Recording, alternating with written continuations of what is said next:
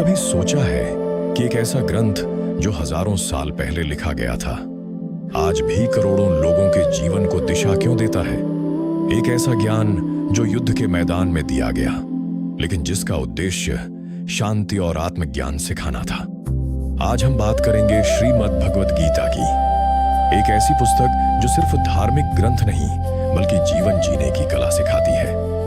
गीता की शुरुआत कैसे हुई? महाभारत का युद्ध शुरू होने वाला था।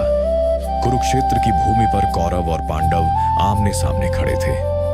पांडवों की ओर से महान धनुर्धर अर्जुन युद्ध के लिए तैयार थे, लेकिन जैसे ही उन्होंने अपने सामने गुरु, रिश्तेदार और मित्रों को देखा, उनका मन विचलित हो गया।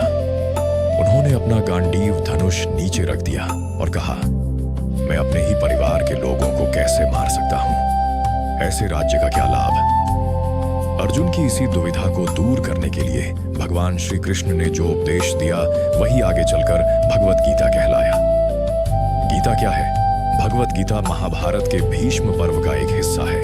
इसमें कुल 18 अध्याय और 700 श्लोक हैं। गीता का अर्थ है भगवान का गीत या ईश्वर की वाणी।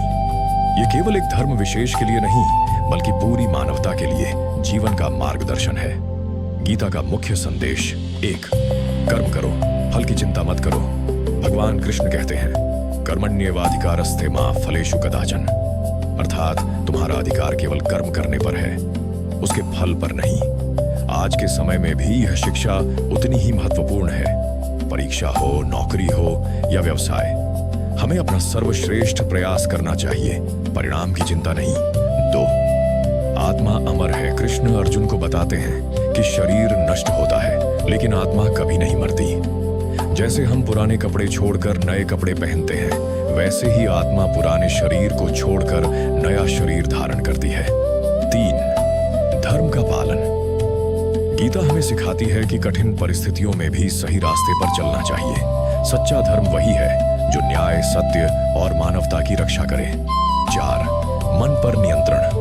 भगवान कृष्ण कहते हैं कि मनुष्य का मन उसका सबसे बड़ा मित्र भी है और सबसे बड़ा शत्रु भी। यदि मन नियंत्रित हो जाए तो जीवन में सफलता और शांति दोनों प्राप्त हो सकती है। गीता आज भी क्यों महत्वपूर्ण है?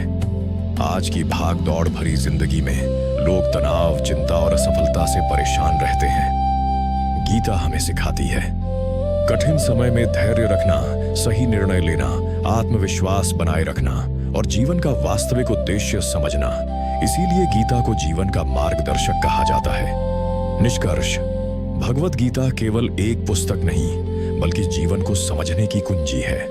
यह हमें सिखाती है कि परिस्थितियां कैसी भी हों, हमें अपने कर्तव्य का पालन करते हुए सत्य और धर्म के मार्ग पर आगे बढ़ते रहना चाहिए। भगवद गीता में कुल कितने अध्याय हैं? गीता का उपदेश किसने दिया? कर्मण्येवाधिकारस्ते का क्या अर्थ है? अपने उत्तर कमेंट में जरूर लिखें। अगर आपको यह वीडियो पसंद आया हो तो वीडियो को लाइक करें, चैनल को सब्सक्राइब करें।